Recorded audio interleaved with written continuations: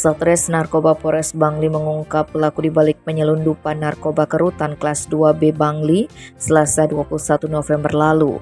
Tersangkanya adalah I Gusti Ketut Yudi Setiawan, 45 tahun alias Ajik. Dia merupakan tahanan Kejari Bangli yang dititipkan di rutan Bangli. Yudi adalah terdakwa kasus narkoba. Dia ditangkap Satres Narkoba Polres Bangli pada 14 Agustus 2023 dan baru menjalani 2 kali sidang di Pengadilan Negeri Bangli.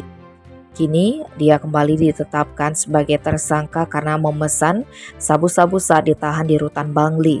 Kasatgas Narkoba Polres Bangli AKP I Gusti Made Dharma Sudira mengatakan barang bukti narkoba jenis sabu-sabu 0,90 gram dan 3 butir ekstasi yang diselundupkan ke rutan itu dimasukkan ke dalam nasi bungkus. Barang tersebut dibawa pembesuk berinisial AANOW namun tidak sampai ke tangan si penerima di rutan.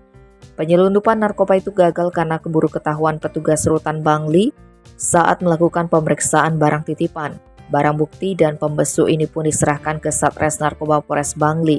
Berdasarkan hasil penyelidikan, lanjut Dharma Sudira ternyata narkoba itu dipesan Yudi dari seseorang berinisial JT.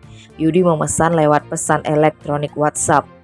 Dalam percakapan dengan JT, tersangka asal desa Timpa, Kecamatan Kerambitan Tabanan ini mengingatkan agar tidak memberitahu orang yang mengirim nasi bungkus bahwa di dalamnya ada narkoba. Orang yang membawa nasi bungkus ke rutan itu pun tidak tahu ada narkoba, sehingga dia bebas dari jeratan hukum. Yudi membeli sabu-sabu dengan harga Rp600.000, pembayaran dilakukan dengan cara transfer, sedangkan 3 butir ekstasi itu adalah bonus dari pembelian sabu-sabu.